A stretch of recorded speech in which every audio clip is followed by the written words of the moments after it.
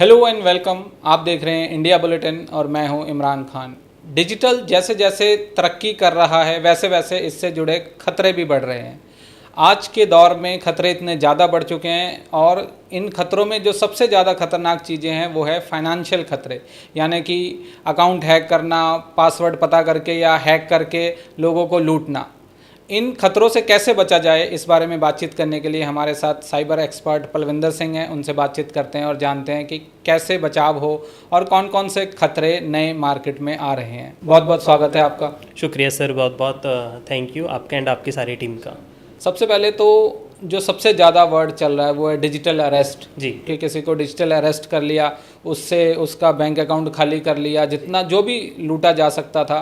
और कुछ फिजिकली हुआ भी नहीं, वो लोग अपने ऑफिस में बैठे हैं और वो बंदा अपने घर में है। तो थोड़ा डिटेल में बताइए कि ये डिजिटल अरेस्ट है क्या। देखिए, ये एक सब बहुत ही एक ट्रेंडिंग अटैक है या ट्रेंडिंग स्कैम मैं कह सकता हूँ। इसमें हो क्या रहा है, पहले क्या होता था, अगर कोई विक्टिम या अगर कोई पर्सन क्राइम कर रहा था या अगर कोई फिजिकल क्राइम हो रहा था तो पुलिस क्या करती थी, उसको वारंट इशू करके उसको फिजिकली आके अरेस्ट करती थी। इसका एक बेनिफिट स्कैमर्स ने उठाया। स्कैमर्स ने क्या करा, लोगों को मैसेज करे, स्कैमर्स ने लोगों को टेक्स्ट करे, स्कैमर्स ने लोगों को कॉल करी, उनको रैंडम चीज़ों को एग्जाम्पल लेके उनको डराया गया। हुआ क्या, जैसे कि एक छोटी सी एग्जांपल लूँ जो कुछ दिन पहले ही देखने को मिली है। उसमें लोगों को कॉल्स आई, उनको ये बताया गया कि सर आपका कोई कोरियर था, आपने जो कोरियर करा होगा कुछ देर पहले या कोई पार्सल करा होगा, वो आपका हमें कोरियर मिला एंड हम मुंबई की या वहाँ कई XYZ लोकेशन की कोई हेड ब्रांच से बोल रहे हैं एंड उस कोरियर के ऊपर आपका नाम एंड आपका फ़ोन नंबर लिखा हुआ है। एंड सबसे मेन बात है, जो कुरियर है उसके अंदर कुछ इलीगल प्रोडक्ट्स मिले हैं, कुछ ड्रग्स हैं, कुछ इलीगल करेंसीज मिली हैं उसमें। सो अब एज ए लीगल पर्पस या एज ए उसको हम अगर प्रोसीडिंग में लेके जाएं तो हमें आपकी डिटेल्स मिली एंड हमें ये वेरीफाई करना होगा कि आपने इलीगल प्रोडक्ट्स किसको कोरियर करे थे या आपने किसको, आपकी क्या फर्दर प्लानिंग थी। एक स्कैमर ये कॉल करता है, किसी भी रैंडम पर्सन को ये कॉल आ सकती है।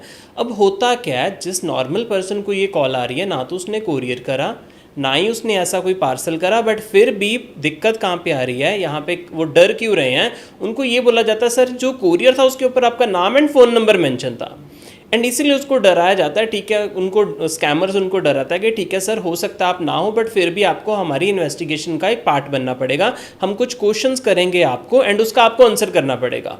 बट यहाँ पे होता क्या है, उनको जो कनेक्ट किया जाता है, स्कैमर क्या करता है, उनको वीडियो कॉल पे कनेक्ट करता है एंड ये उनको बोलता है, ये कहता है कि अगर आपने ये कॉल डिस्कनेक्ट करी, ये वीडियो कॉल डिस्कनेक्ट करी, तो हम फिजिकली आके आपको अरेस्ट कर लेंगे, आपका लोकल पुलिस स्टेशन आके आपको अरेस्ट कर लेगा। यहाँ पे ना तो कोई फिजिकली अरेस्ट हुई, ना ही फिजिकली कोई आपकी लोकेशन पे आया, बस digitally over the video call या ओवर द कॉल आपको ये बोला जाता है कि सर ये डिजिटल अरेस्ट है, ठीक है, आपको आना नहीं है कहीं पे, हम बस ओवर द वीडियो कॉल आपके साथ कनेक्टेड रहेंगे एंड इन्हीं बातों में आपसे इन्फॉर्मेशन निकलवाई जाएगी कि सर आपके बैंक अकाउंट में पैसे कितने हैं, आपने लास्ट ट्रांजैक्शन कौन सी करी थी, आपके अकाउंट की बैंक स्टेटमेंट्स हमारे साथ शेयर कीजिए। एंड स्कैमर क्या करता है, ये बातों में जो डिजिटल अरेस्ट मतलब वीडियो कॉल पे जो कनेक्टेड थे, उन्हीं बातों से हमारे से इतनी इन्फॉर्मेशन निकलवा लेते हैं एंड देन हमें ये कहते हैं कि ठीक है सर आपका केस हम सॉल्व कर रहे हैं।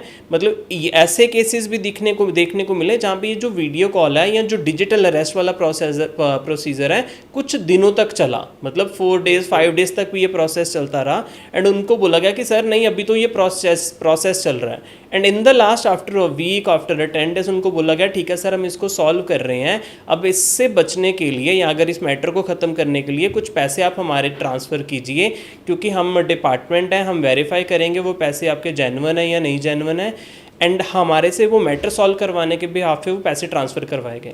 एंड इसी डिजिटल अरेस्ट का एक एग्जांपल देते हुए, डिजिटल अरेस्ट का नाम लेके हमारे पैसे उन्होंने ट्रांसफ़र करवा लिए एंड एक्चुअल में जब विक्टिम को पता चला कि यार मुझे ये जो कॉल आई थी ये स्कैमर की थी, एंड ये भी डराया जाता है, विक्टिम को ये डराया जाता है कि आपको इस कॉल के बारे में किसी को बताना नहीं है, आपको इस कॉल के बारे में किसी को, अपने फ्रेंड को, रिलेटिव को या नियर बाय किसी को नहीं बताना, तो फिर भी आपके अगेंस्ट एक्शन हो जाएगा। तो विक्टिम क्या करता है कि नॉर्मल पर्सन होता है वो किसी के साथ ये स्टोरी शेयर नहीं करता या किसी को बताता नहीं है कि यार मैं इस प्रॉब्लम में आ गया एंड अनजाने में वो पैसे जो हैं वो एक स्कैमर्स को ट्रांसफ़र हो जाते हैं। कुछ केस पंजाब में भी देखने को मिले हैं। कुछ दिन पहले की बात है, एक एल्डरली कपल उन्होंने सुसाइड कर लिया इसी केस में। उनको ये डराया गया कि आपके जो पैसे हैं ये इलीगल गए हुए हैं आपके अकाउंट से, एंड अब आपको लाइक फिजिकल आके पुलिस अरेस्ट कर लेगी, एंड इससे बचने के लिए आप पैसे ट्रांसफ़र कर दो। एंड उन्होंने पैसे ट्रांसफ़र कर दिए, एंड जब उनको पता चला ये स्कैम था, दे डिड अ सुसाइड। मतलब ऐसे बहुत सारे केसेस देखने को मिल रहे हैं। एंड डिजिटल अरेस्ट के केसेस में कुछ ऐसे भी एग्जांपल्स मिली हैं कि जो कॉल्स आ रही हैं या जो मैसेजेस आ रहे हैं वो एक फेक ऑफिसर से आ रहे हैं। कई बारी वो बोलते हैं सर हम कस्टम डिपार्टमेंट से कॉल कर रहे हैं, कई बारी कह रहे हैं सर हम सीबीआई से कॉल कर रहे हैं, कई बारी कह रहे हैं सर हम इनकम टैक्स डिपार्टमेंट से कॉल करें। वो अपने आप को कुछ भी प्रिटेंड करते हैं। कई बारी फेक पुलिस पर्सन बन के कॉल कर रहे हैं। उनका मेन मकसद है in the end of the day एक नॉर्मल पर्सन से पैसे ट्रांसफ़र करवाना। एंड जब पैसे ट्रांसफ़र हो जाते हैं then they simply disconnect a call, and उसके बाद वो दोबारा कनेक्ट भी नहीं कर रहे। हाँ, एक ज़रूरी बात इसमें ये भी आ रही है कि जो ऐसे ज़्यादातर स्कैम हो रहे हैं वो पढ़े लिखे लोगों के साथ हो रहे हैं या अपर क्लास सोसाइटी में वहाँ हो रहे हैं, जिनको हम मानते हैं कि उन्हें तो सब कुछ पता होगा। देखिए बड़ा ही इंपॉर्टेंट क्वेश्चन है, क्योंकि बहुत सारी जगह पे ये सुनने को मिलता है या लोग ये अपनी सोसाइटीज़ में डिस्कस करते हैं, ये जो साइबर क्राइम है ये सिर्फ उन लोगों के साथ होते हैं जो एजुकेटेड नहीं है या जो अवेयर नहीं है या जिनको फ़ोन यूज़ करना नहीं आता। ऐसा बिल्कुल भी नहीं है, क्योंकि ऐसे केसेस जो देखने को हमें मैक्सिमम मिल रहे हैं उसमें क्या है कि ये स्कैम्स उन लोगों के साथ हो रहे हैं जो easy mode of payments use कर रहे हैं या जो पढ़े लिखे हैं। ऐसा बिल्कुल भी नहीं है, क्योंकि इसमें पढ़े लिखे होना या ना पढ़े लिखे होना ऐसी कोई क्राइटेरिया नहीं है स्कैम से बच जाओगे या नहीं बचोगे। क्योंकि स्कैमर्स होते हैं या जिनको मैं फ्रॉडस्टर भी बोलूँ, जो फ्रॉडस्टर्स होते हैं वो हर दिन नई स्टोरी लेके आते हैं। उनकी हर दिन कहानी अलग होती है। कभी वो बोलते हैं कि आपकी कौन बनेगा करोड़पति की लॉटरी निकली है 25 लाख की, कभी वो ये बोलेंगे कि आपका इलेक्ट्रिसिटी का बिल पेमेंट पेंडिंग है, अगर पे नहीं करा तो टुडे एट 9 PM आपकी बिजली का कनेक्शन कट कर देंगे, अगर उससे बचना है तो उस नंबर पे गिवन नंबर पे कॉल कीजिए। या कभी ये बोला जाता है कि क्रिप्टो करेंसी में इन्वेस्ट करके अपने पैसे डबल गेन कीजिए। मतलब हर दिन इनकी नई कहानी फ्रॉडस्टर लेके आते हैं। एंड इनका जो वे ऑफ कम्युनिकेशन है या इनका वे ऑफ एक्सप्लेनेशन है इतना कन्विंसिंग होता है कि कई बार ऐसा होता है कि हम ऑनलाइन देखते हैं कि कोई व्हीकल है, कोई स्कूटर है या कोई एक्टिवा है या कोई भी ऐसा व्हीकल है, उसको लो कॉस्ट पे पोस्ट कर दिया जाता है कि जो मार्केट प्राइस अगर उसका 50,000 है तो सोशल मीडिया पे डाल देते हैं कि ये 5,000 में हम सेल कर रहे हैं। एंड लोगों का ट्रस्ट गेन करने के लिए अपने आप को आर्मी ऑफिसर्स भी प्रिटेंड करते हैं। हाँ, ऐसे बहुत सारे केस देखे हैं। ऐसे बहुत सारे केसेस में देखने को मिला वो अपने आप को बड़ा जेन्युइन प्रिटेंड करके। सो इसमें मेन बात है कि इनका जो वे ऑफ एक्सप्लेनेशन है, वे ऑफ कम्युनिकेशन है, ये हर बारी जो नई स्टोरी लेके आते हैं, टेक्निकली हम इसको बोलते हैं सोशल इंजीनियरिंग।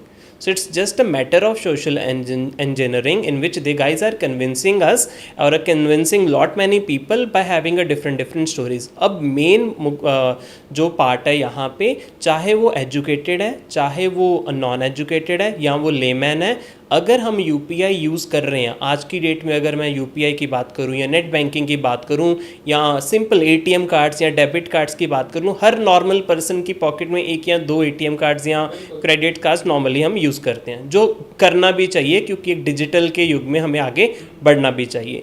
सो इसमें हमें इस चीज़ के बारे में लोगों को अवेयर करना होगा, उनको ये स्टोरीज़ के बारे में बताना होगा। जैसे बहुत सारे व्यूअर्स अभी हमें देख रहे होंगे, तो उनको भी चाहिए कि ये वीडियो हर उस पर्सन तक पहुंचाएं जिसके बारे में वो केयर कर रहे हैं या जो पर्सन कभी ऐसे साइबर फ्रॉड का शिकार ना हो। क्योंकि छोटे से छोटे की अगर मैं बात करूं, अगर छोटे बच्चों भी आजकल अगर कहीं पेमेंट करें वो भी कहते हैं कि यूपीआई पेमेंट हम कर देते हैं। या वेंडर्स की बात कर लूं, अगर वेजिटेबल वेंडर्स की बात कर लेते हैं, या हम कहीं चौपाटी में खाने के लिए जा रहे हैं या कहीं शॉपिंग के लिए जा रहे हैं, तो हम ईजी मोड ऑफ जो ट्रांसफ़र है, मनी ट्रांसफ़र है, हम पेमेंट्स उनको ट्रांसफ़र करके आ रहे हैं।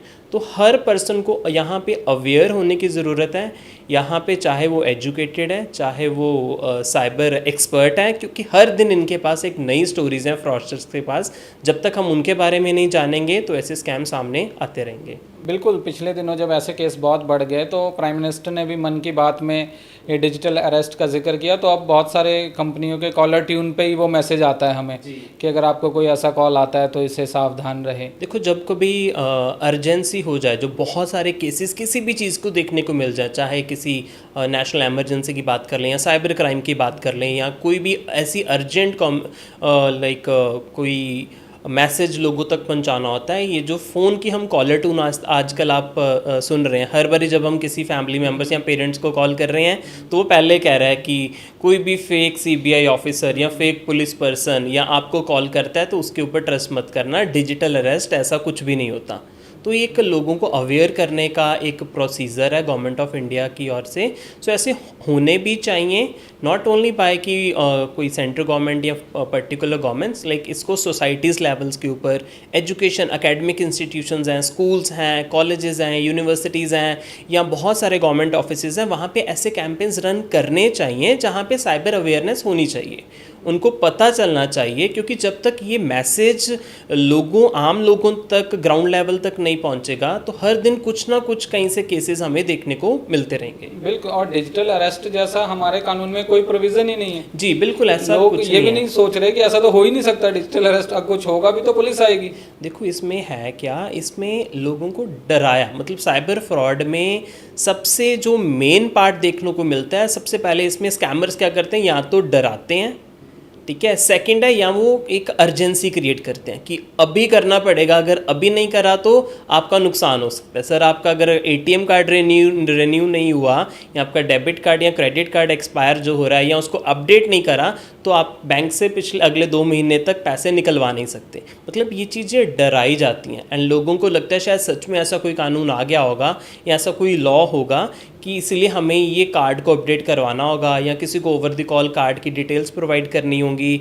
या कई बार ये होता है कि ऑफ़र्स ऐसे इतने लगा दिए जाते हैं कि जैसे कि अभी कुछ साल पहले या बात कर लूँ या कुछ महीने पहले फेक ऑफ़र्स बड़े स्कैमर्स ने पोस्ट कर दिए सोशल मीडिया पे कि अगर आप थाली ऑर्डर कर रहे हो तो वो थाली जो नॉर्मली 100 या 200 या वट एवर दी अमाउंट अगर वो मिल रही है तो स्कैमर्स ने 50 रुपीज़ की थाली वो भी 1+1 फ्री के साथ सोशल मीडिया पे पोस्ट कर दी।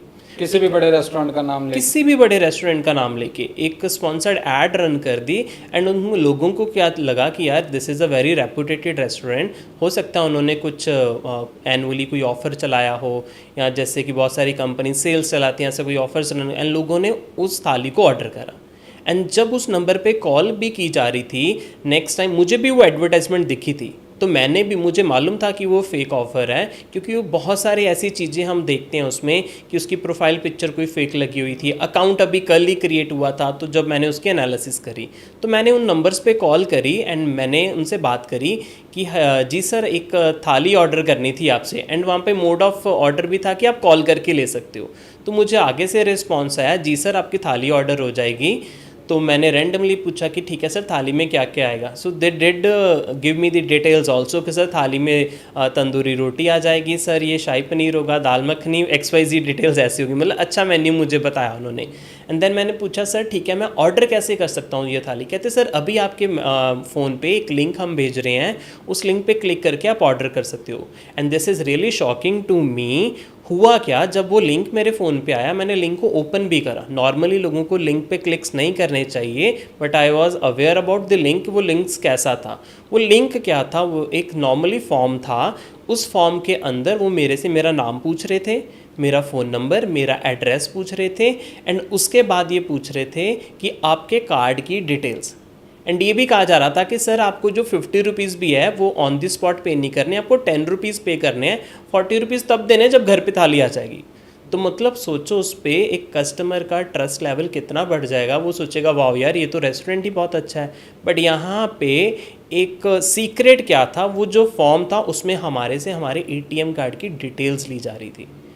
ATM कार्ड की डिटेल्स का मतलब है कि जो हमारे ATM कार्ड के ऊपर 16 डिजिट का कोड लिखा होता है, कार्ड नंबर जिसको हम नॉर्मली कहते हैं, या एक्सपायरी डेट लिखी होती है या CVV नंबर मेंशन किया होता है, वो मेरे से उस फॉर्म में मांगा जा रहा था।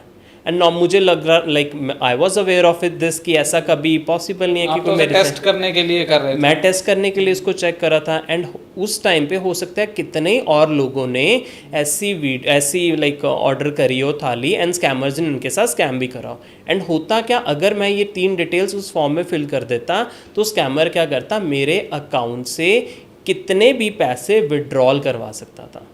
एंड फिर वो क्या करते, अगर बहुत सारे व्यूअर्स ये सोच रहे होंगे कि सर यहाँ पे आपने पिन की एंड OTP की बात ही नहीं करी, तो बहुत सारे ऐसे केसेस देखने को मिलते हैं whenever we are sharing the card details, वहाँ पे हमारे पास पिन या OTP की रिक्वायरमेंट ही नहीं होती। बिल्कुल, कई ऐसे भी केस आए कि उन्होंने कहा कि हमसे तो पूछा ही नहीं, ATM का पिन तो पूछा ही नहीं, पर फिर भी पैसे चले गए। सो बड़ा इंपॉर्टेंट मैसेज है, आप अपनी फैमिली मेम्बर्स या जितने भी व्यूअर्स देख रहे हैं, आप अपने फ्रेंड्स को या रिलेटिव्स को ज़रूर ये शेयर करना कि कभी भी अपने कार्ड की डिटेल्स, कार्ड का नंबर है या आपके एक्सपायरी डेट है about the card, CVV number है, CVV number is 3 digit code is there, ठीक है, ये डिटेल्स हमें किसी के साथ शेयर नहीं करनी चाहिए।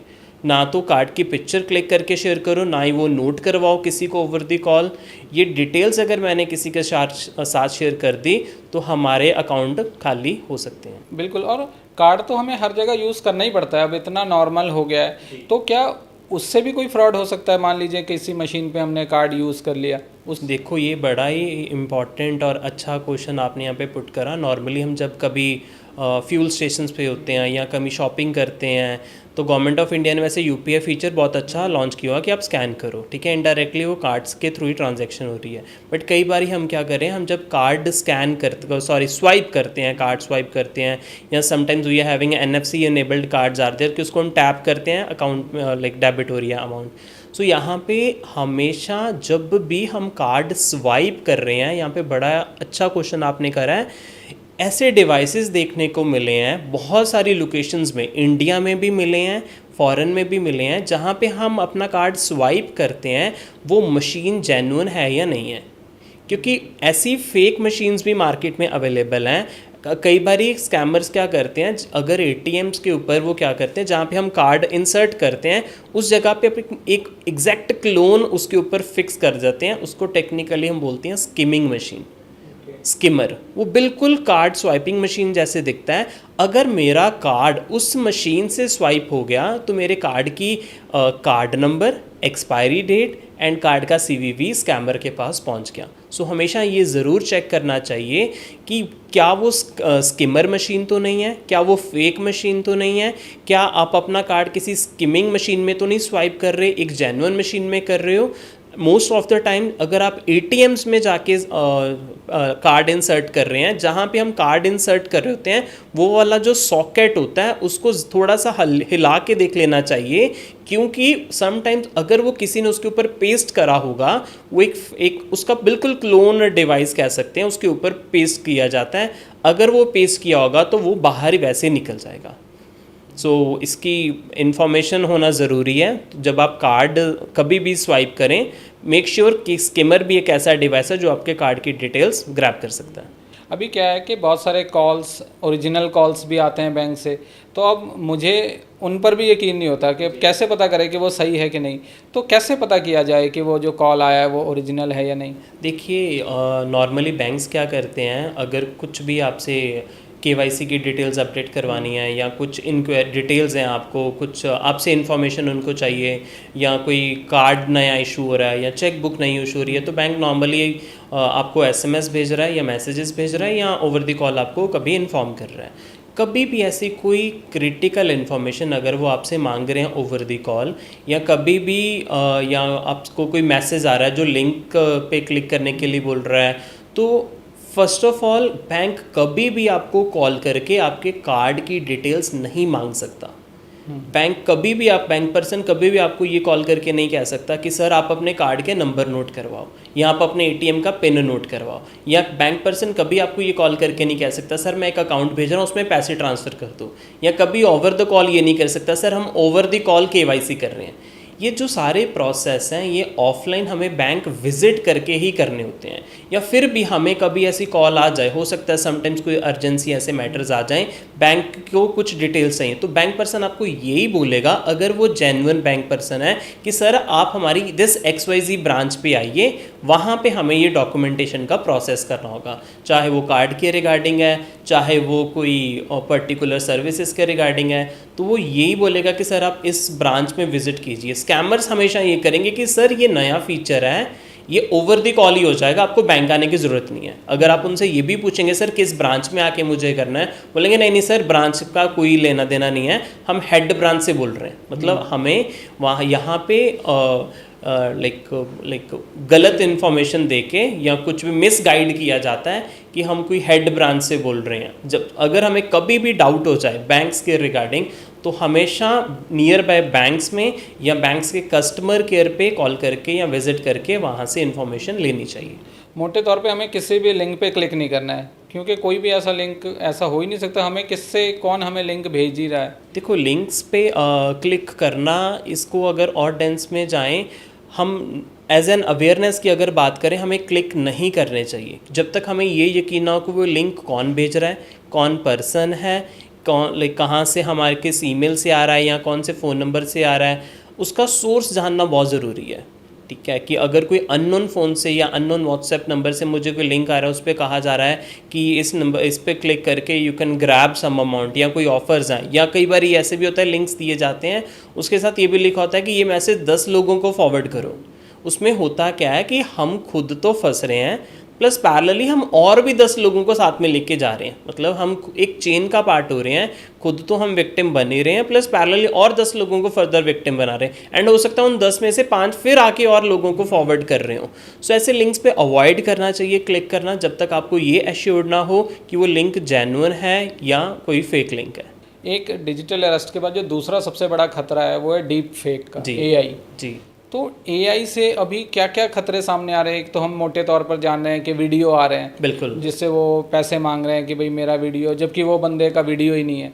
तो ये डीप फेक है क्या? देखिए डीप फेक से पहले थोड़ा समझते हैं AI के बारे में।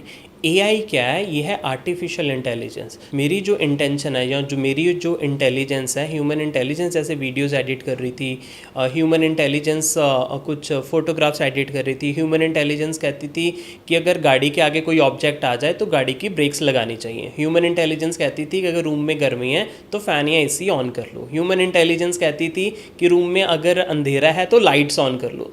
उसी इंटेलिजेंस को हमने मशीन्स में ट्रांसफ़र कर दिया by putting some sensors, by putting some like smart devices, कि अगर रूम में अंधेरा लाइट खुद ही ऑन होगी।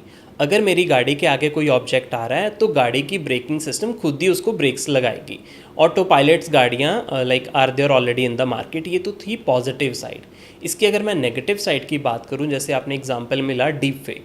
डीप फेक की भी बहुत सारे केसेस मार्केट में देखने को मिल रहे हैं। डीप फेक है क्या? डीप फेक में क्या है कि एक जो एडिटिंग पहले की जाती थी, जैसे नॉर्मली हम फ़ोटोज़ एडिट कर रहे हैं या उसमें होता था कि फेस किसी का लगा दिया एंड बॉडी किसी की होती थी, नॉर्मली उसको फ़ोटोज़ एडिट कर रहे हैं, बट उसके फिर भी बहुत सारे ऐसे वेज होते थे जहाँ से हम आइडेंटिफाई कर लेते थे कि नहीं नहीं यार ये तो फोटोशॉप है, ये तो किसी ने फेस अलग लगाया हुआ है क्योंकि उसका हेयर स्टाइल डिफरेंट जा रहा है, या उसका नोज़ मैच नहीं कर रहा है, या उसका बॉडी का कलर मैच नहीं कर रहा, या उसकी आँखें एक साइड को जा रही है। मतलब बहुत सारे उसमें लूप होल्स रह जाते थे।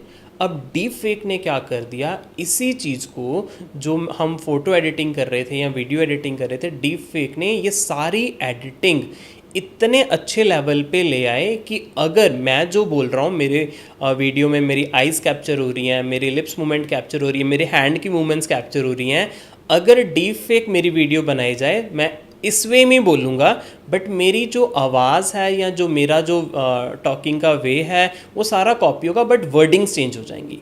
मेरी लिप्स मूवमेंट भी ऐसी रहेगी, मेरी आइस मूवमेंट भी रहेगी, अगर मेरा हेड मूव कर रहा है तो हेड मूवमेंट्स भी ऐसी रहेंगी, जस्ट मेरी जो मैं वर्ड्स बोल रहा हूँ वो वर्ड्स चेंज हो जाएंगे।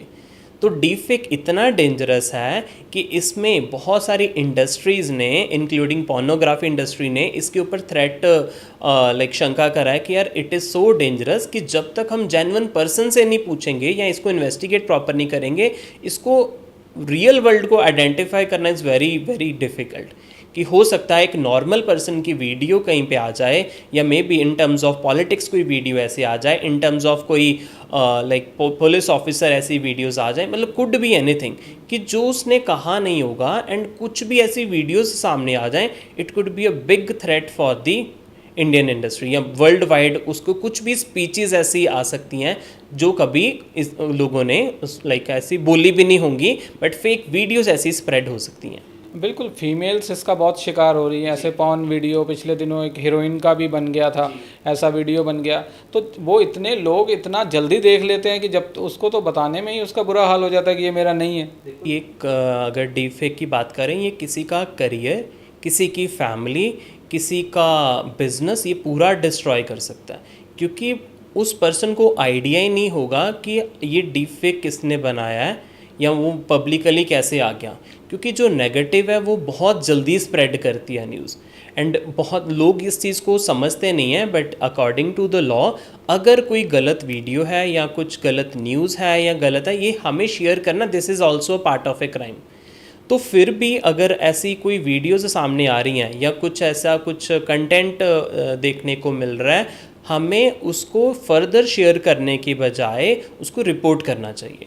हमें कुछ उसके बारे में लाइक रिपोर्ट्स करना चाहिए कि वो वीडियो वाकई जेन्युइन है या वाकई फेक है, इंस्टेड ऑफ उसको फर्दर स्प्रेड करने की बजाय।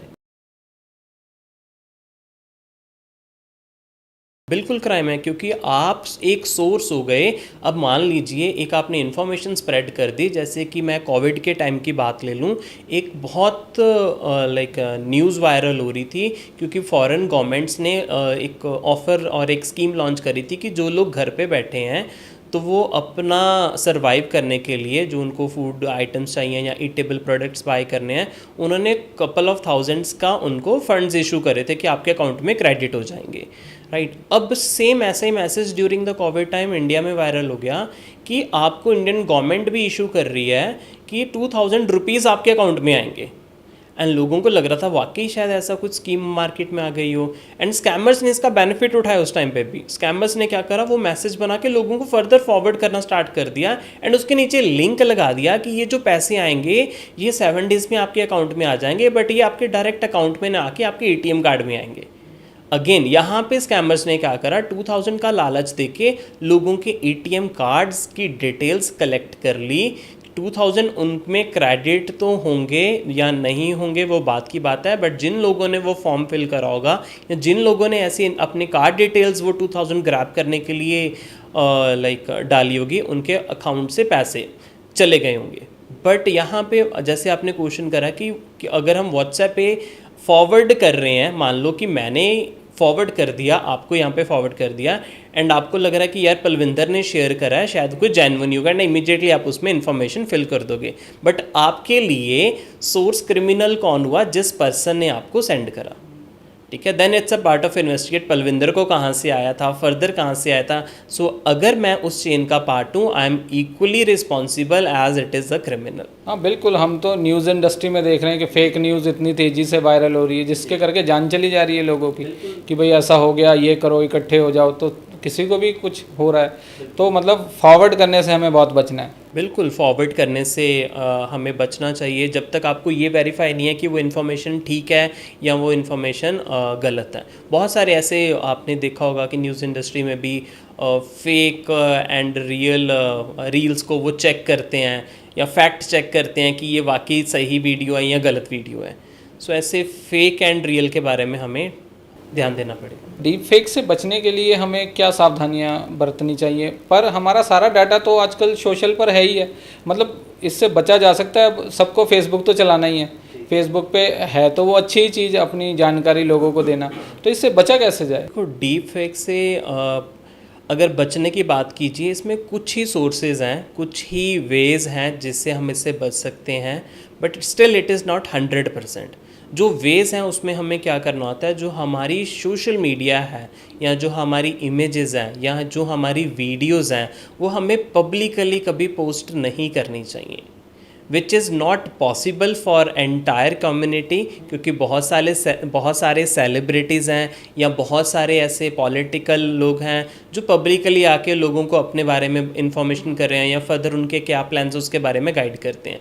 But as a normal person, अगर आप सोशल मीडिया यूज़ कर रहे हो, उन्हीं लोगों को अपने सोशल मीडिया पे ऐड करो, उन्हीं लोगों को आपके व्हाट्सएप स्टोरीज दिखनी चाहिए, उन्हीं लोगों को आपके स्नैपशॉट की वीडियोस कंटेंट दिखना चाहिए जो लोग आपके नोन है। अगर हमने कोई अननोन पर्सन ऐड कर लिया, नॉर्मली क्या होता है कि सोशल मीडिया पे रिक्वेस्ट आई किसी फेक फ़ोटो लगा के, अब हमें नहीं पता वो फेक होती हैं जेन्युइन है, हम कहते हैं यार ये पिक्चर बहुत अच्छी लगी हुई है, अगर गर्ल है तो किसी लड़के की रिक्वेस्ट आ जाएगी, अगर बॉय है तो किसी लड़की की रिक्वेस्ट आ जाएगी। सो ये जब अननोन लोगों को हम ऐड करते हैं अपने सोशल मीडिया पे, वहीं से हम एक इनिशिएट कर रहे हैं एक साइबर क्राइम को, वहीं से वो कनेक्ट करते हैं, देन हमें मैसेज करते हैं आपकी पिक्चर बहुत अच्छी लगी, मैंने आपकी और भी पिक्चर्स देखी हैं, so can we connected further. तो वो फर्दर बातें मतलब it's in just couple of minutes बातें इतनी like fastly forward like further चलती हैं कि then they gonna ask the person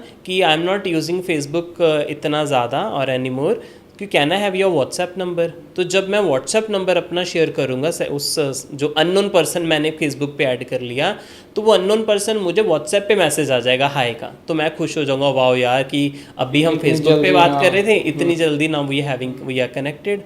अब वो जो खुशी है वो कुछ ही देर में इतनी डेंजरस होने वाली है कि हम किसी ना किसी फिर साइबर एक्सपर्ट को ढूंढेंगे।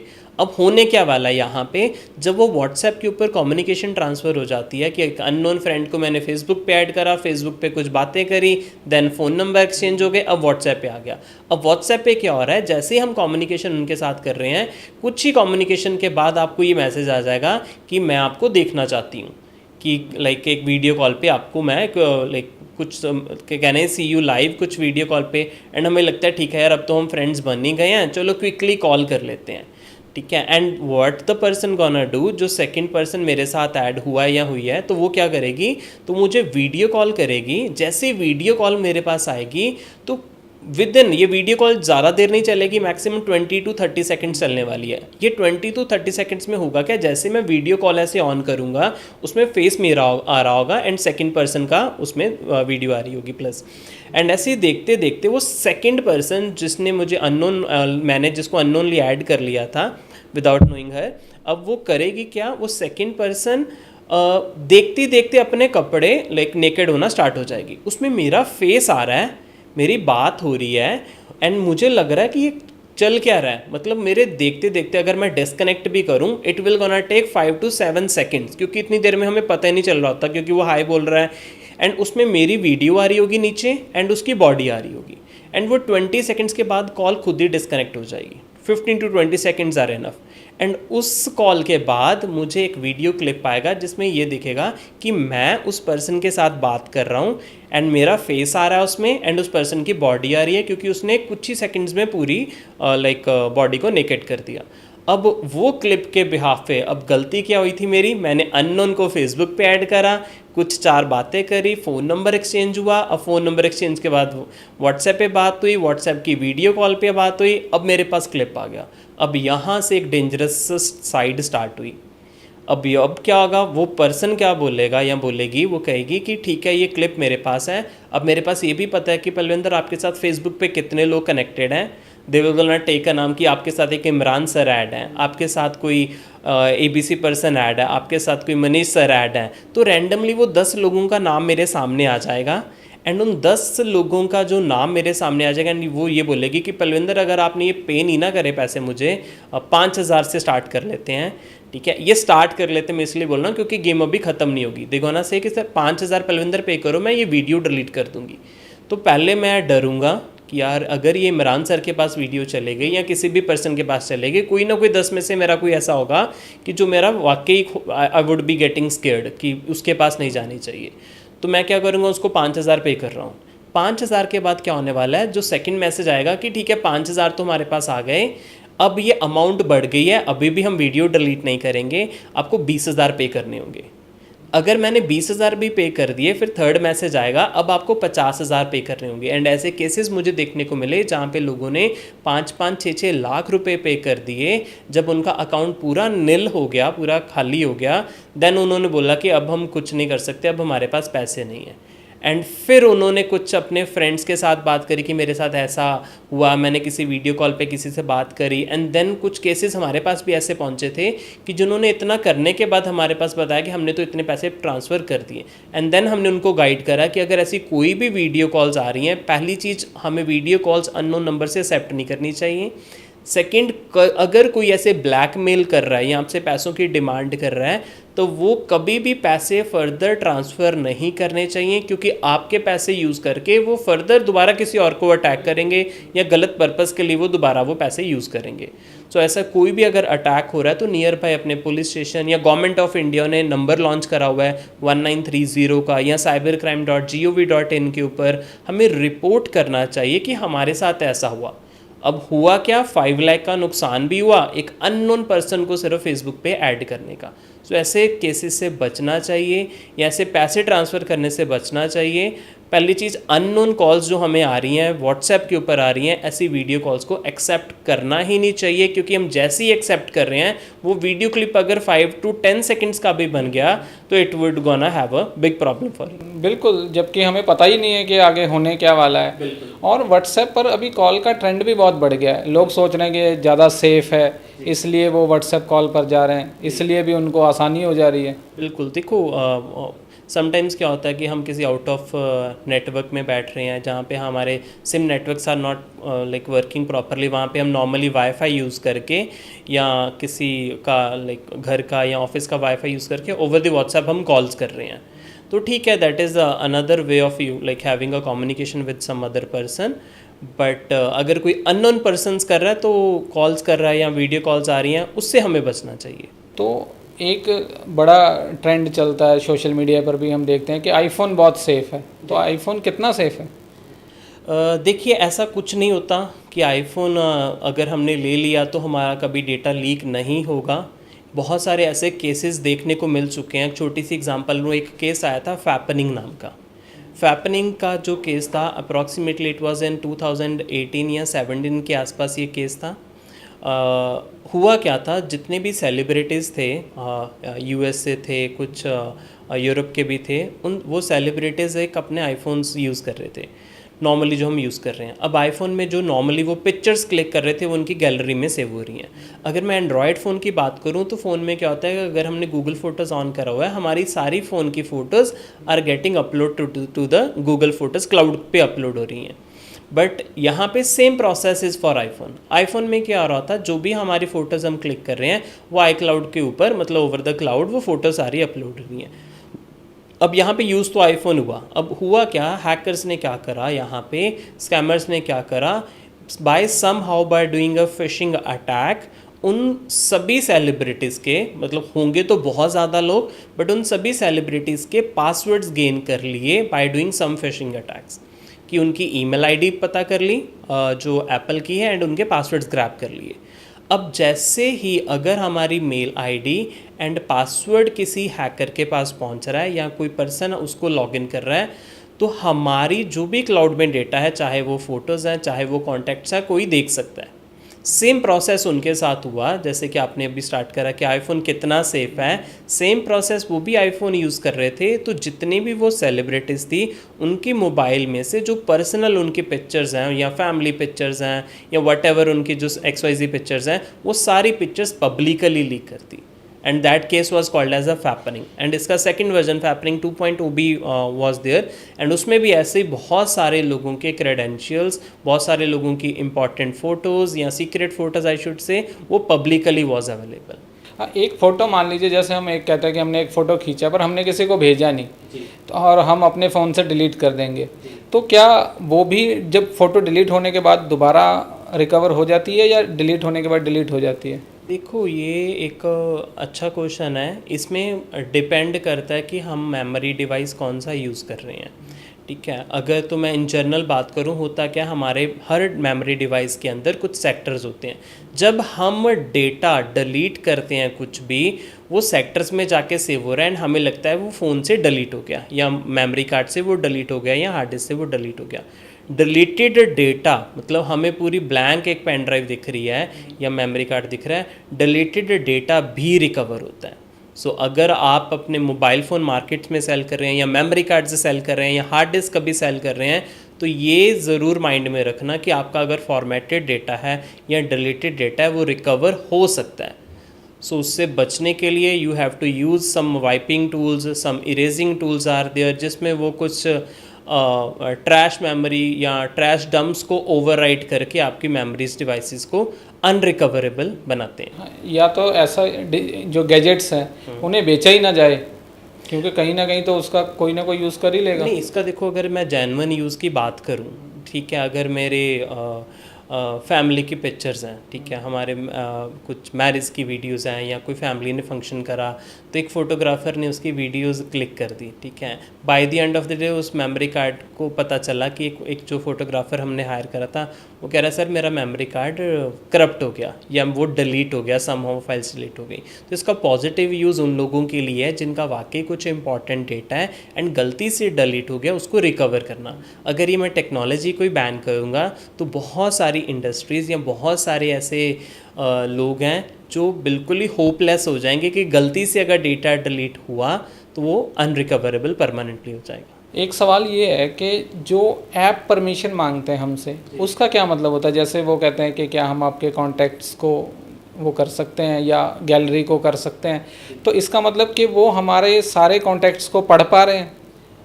बड़ा ही इंपॉर्टेंट क्वेश्चन है यहाँ पे। जितनी बारी हम अपने मोबाइल में कोई एप्लीकेशन इंस्टॉल करते हैं तो हमारे सामने एक परमिशंस की ऑप्शन आती है जिस पे लिखा होता है अलाउ एंड डिसअलाउ। तो हम नॉर्मली बिना पढ़े हर बारी जब कोई ऐप इंस्टॉल करें अलाउ अलाउ अलाउ पे क्लिक कर रहे हैं। तो यहाँ पे जितने भी व्यूअर्स देख रहे हैं उनको मैं एक छोटा सा यहाँ पे पॉइंट क्लियर कराऊँ। आपके अलाउ करने का मतलब है कि आपके सारे कॉन्टैक्ट्स जो आपने अलाउ कर दिए थे कॉन्टैक्ट्स, उसकी एक कॉपी उस एप्लीकेशन के पास जा रही है।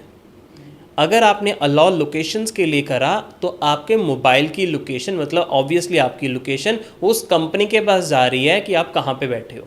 अगर आपने माइक की परमिशन ऑन कर दी, जब माइक यूज़ हो रहा है या नहीं भी हो रहा है, ऐसा भी हो सकता है, तो अगर मेरा फ़ोन यहाँ पे पड़ा है तो अगर मैंने अलाउ करा हुआ तो वो XYZ कंपनी उसको सुन सकती है। एंड इसकी अगर छोटी सी एग्जांपल दूं, मोस्ट ऑफ द टाइम्स जब अगर हम बातें घर पे कर रहे हैं कि आज हम कौन सी रेसिपी सर्च करेंगे एंड कौन से शूज़ बाय करेंगे या कौन से कहीं घूमने जाएंगे, एंड कुछ देर के बाद आपको यूट्यूब में वो वीडियोस दिखती हैं या गूगल पे वो एडवर्टाइजमेंट्स आपको दिखना स्टार्ट हो जाती हैं। तो कभी भी जब भी आप एप्लीकेशन इंस्टॉल कर रहे हो तो ये ज़रूर रीड करना चाहिए हमें कहाँ पे अलाउ करना है या नहीं करना। अगर मैं कोई गेमिंग ऐप की बात करूँ, कोई नॉर्मली घर पे बच्चे गेम्स खेल रहे हैं, अगर वो गेमिंग ऐप की बात करूँ उसको हमें कॉन्टैक्ट्स कभी नहीं देने चाहिए, क्योंकि गेम ऐप को मेरे कॉन्टैक्ट से कोई मतलब नहीं है। बहुत सारे ऐप, जैसे मैंने कोई न्यूज़ का ऐप किया तो वो कह रहा है कि कॉन्टैक्ट बताओ, उनको मेरे कॉन्टैक्ट से क्या लेना देना? एग्जैक्टली। सो ये बहुत ही एक क्रिटिकल पॉइंट है कि वो हमारे कॉन्टैक्ट्स को क्या करेंगे एंड कहाँ पे यूज़ कर रहे होंगे। तो अगर कोई ऐसी एप्लीकेशन है, अगर मैं जैसे न्यूज़ एप्लीकेशन की आपने बात करी, तो अगर न्यूज़ एप्लीकेशन आपके कॉन्टैक्ट्स मांग रही है वहाँ पे हमें डिसअलाउ करना चाहिए। न्यूज़ एप्लीकेशन अगर मेरा कैमरा एक्सेस मांग रही है तो डिसअलाउ करना चाहिए। अगर कोई गेमिंग एप्लीकेशन मेरे घर की लोकेशन मांग रही है तो हमें डिसअलाउ करना चाहिए। अगर हम हर बारी अलाउ अलाउ पे क्लिक कर रहे हैं, दैट मीन्स मैं पूरी अपनी डिटेल्स एक थर्ड पार्टी कंपनी को प्रोवाइड कर रहा हूँ एंड वो कंपनी फर्दर कहाँ पे यूज़ करेगी उस कंपनी की मर्जी है। जैसे न्यूज़ ऐप है उसमें तो मुझे कुछ ऑडियो वीडियो कुछ अलाउ करने की ज़रूरत नहीं है, पर मान लीजिए व्हाट्सएप है उसमें तो मुझे अलाउ करूँगा तभी कॉल होगा। बिल्कुल, यहाँ पे यही मैं समझाने की कोशिश कर रहा हूँ कि जहाँ पे हमें ज़रूरत है, क्योंकि व्हाट्सएप पे ऊपर अगर मैं माइक अलाउ नहीं करूँगा तो मैं किसी से कॉल पे बात नहीं कर सकता। अगर मैं कैमरा अलाउ नहीं करूँगा तो मैं वीडियो कॉल नहीं कर पाऊँगा। अगर मैं उस पर कॉन्टैक्ट्स अलाउ नहीं करूँगा उसके बिना भी व्हाट्सएप चलेगा, बट उसमें होगा क्या, जो आपके नॉन कॉन्टैक्ट्स आप उनको सर्च नहीं कर पाओगे। तो ये समझना बहुत ज़रूरी है, क्योंकि इसको इसी टेक्नोलॉजी को यूज़ करके एक स्कैम सामने आया। उस पर हुआ क्या, लोगों को मैसेजेस आने स्टार्ट हुए, बहुत सारे लोगों को आए भी होंगे।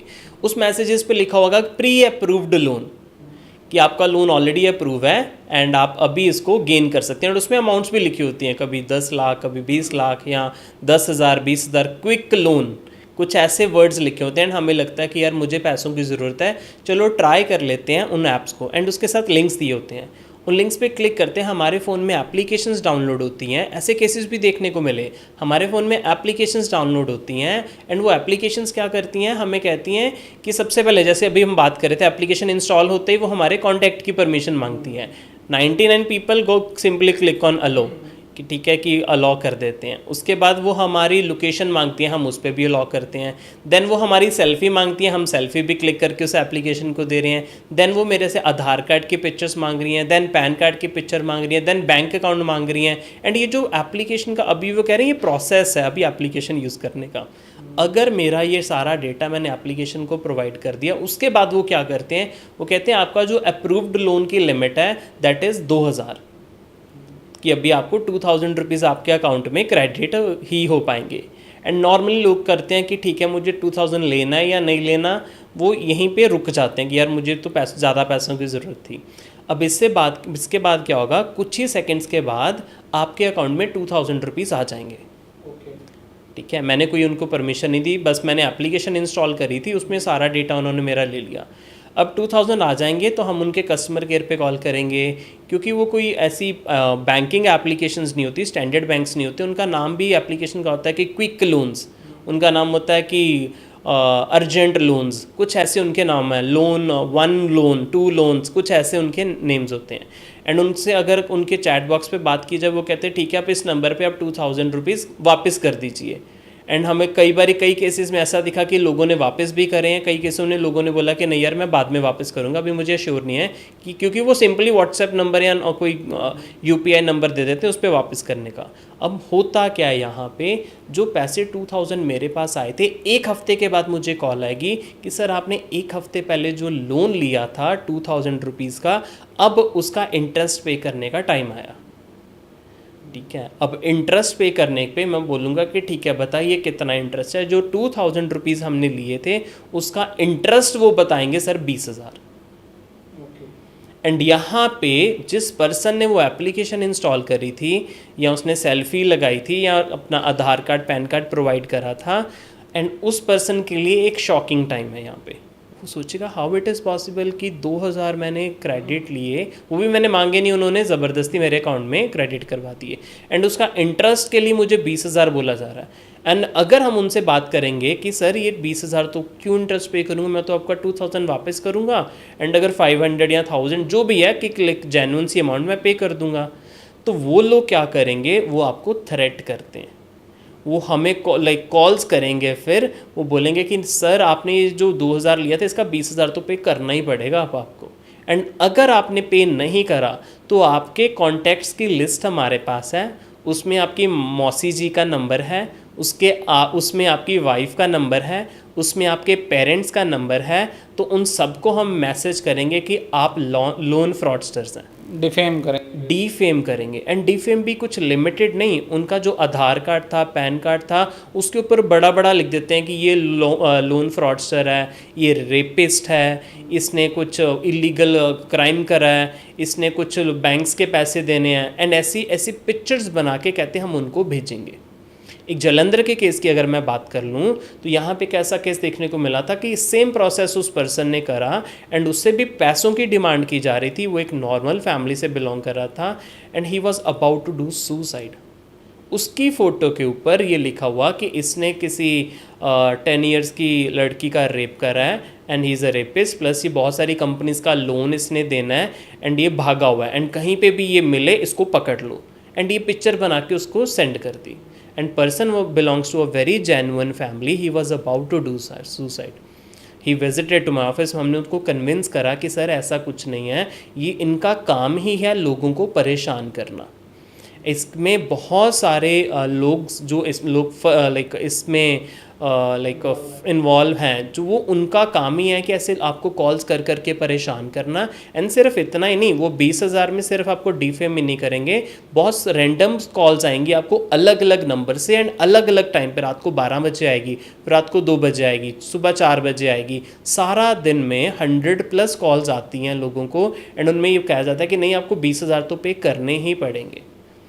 एंड इसका एक ही सॉल्यूशन है, अगर कभी भी ऐसा कुछ हो जाए, आप अगेन इसको रिपोर्ट ज़रूर कीजिए। सिर्फ इसको अपने लेवल तक हैंडल ना कीजिए, इसको रिपोर्ट कीजिए। एंड ऐसे स्कैमर्स को पैसे ट्रांसफ़र कभी मत कीजिए, क्योंकि आपके किए हुए पैसे ट्रांसफ़र, ठीक है, they will be using it for some other purpose, for illegal things. And plus उनकी जो इंटेंशन है सिर्फ 20,000 पे नहीं रुकेगी, 20,000 के बाद वो दोबारा इंटरेस्ट बोलेंगे कि अब 40,000 आपको पे करना है। सो इसको रिपोर्ट ज़रूर करना चाहिए। एंड कभी ऐसा कुछ हो जाए, ऐसी एप्लीकेशंस को इंस्टॉल, अननोन एप्लीकेशंस को इंस्टॉल नहीं करना चाहिए। एंड कभी भी कोई ऐसे OTP मांग रहा है, क्योंकि OTP हो गया या कोई भी आपसे कार्ड डिटेल्स हो गई, ये कभी भी किसी के साथ शेयर नहीं करनी चाहिए।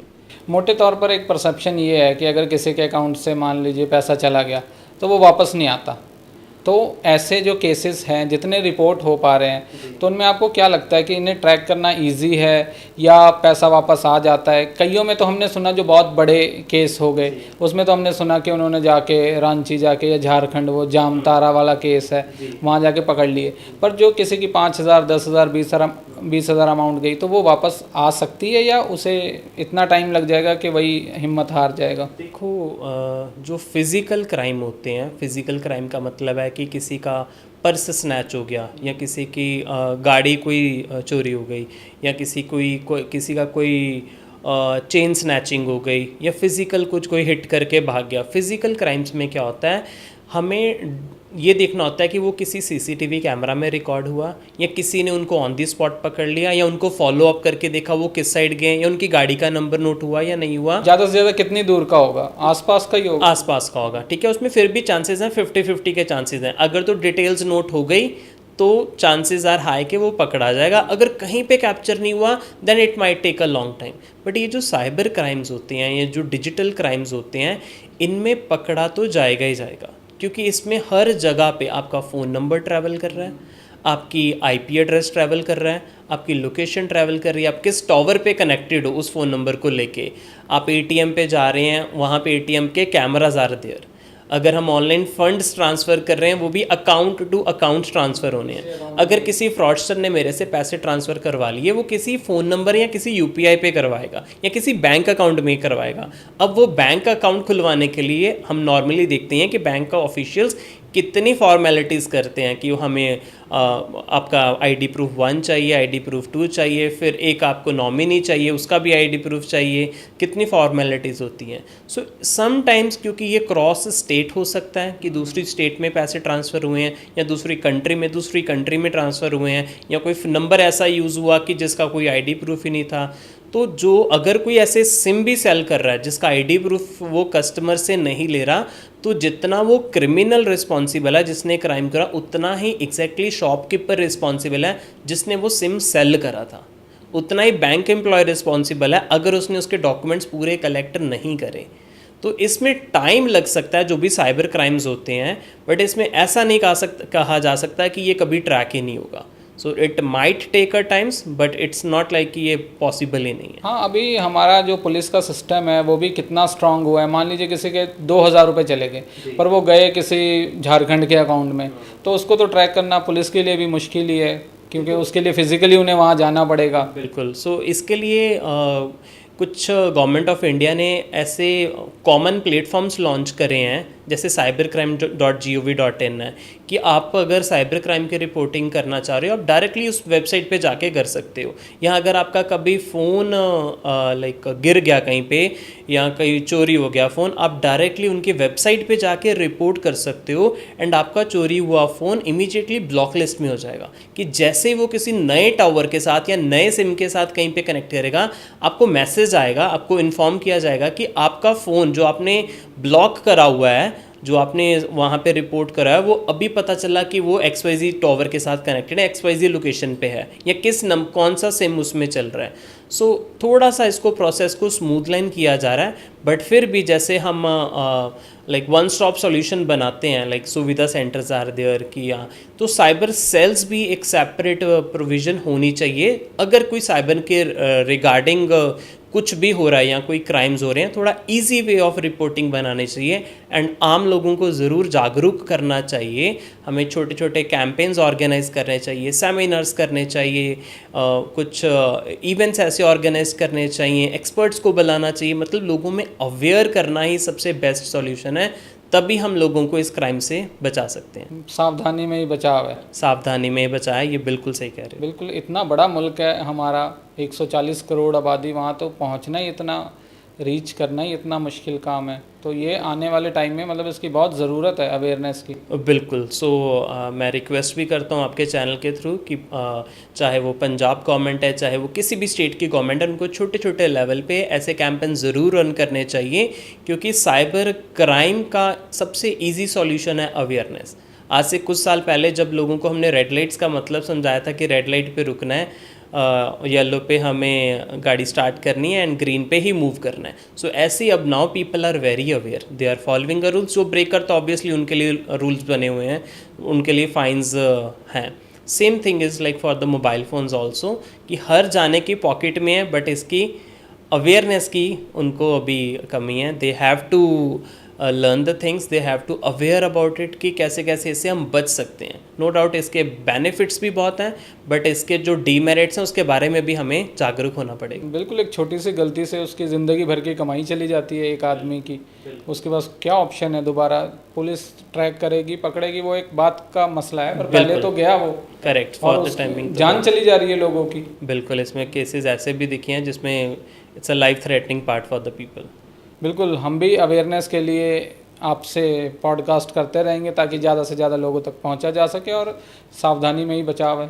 जी बिल्कुल। बहुत बहुत शुक्रिया पंजाबी बुलेटिन एंड सारी टीम का, क्योंकि ऐसे प्रोग्राम्स ही हैं जो आपको अवेयर करते हैं, क्योंकि यहाँ पे हम दोनों बैठ के इसके बारे में चर्चा कर रहे हैं, बट ये मैसेज पूरे इंडिया तक पहुँच रहा है। बहुत सारे लोग हैं, मैं ज़रूर बोलूँगा कि जहाँ जहाँ से लोग इसको देख रहे हैं अपने स्टेट को ज़रूर मेंशन करें कमेंट में, हमें भी पता चले हमारी ऑडियंस कहाँ से हैं। एंड ऐसे कोई भी क्वेश्चंस अगर आपके पास आ रहा है, हम भी ट्राई करेंगे कि आपके जितने भी सोशल मीडिया वहाँ पे लोगों को रिप्लाई ज़रूर करें कि अगर आपके पास कोई ऐसा कोई क्राइम है या कोई ऐसा आपके पास कुछ हुआ है या आप कुछ क्वेश्चन पूछना चाह रहे हो, तो ज़रूर मैं रिक्वेस्ट करूँगा आपके थ्रू कि आप इस पे ऊपर आप कमेंट्स में अपने क्वेश्चंस लीव कर सकते हैं। शुक्रिया पलविंदर जी, बहुत बहुत। जी, thank you so much sir, शुक्रिया।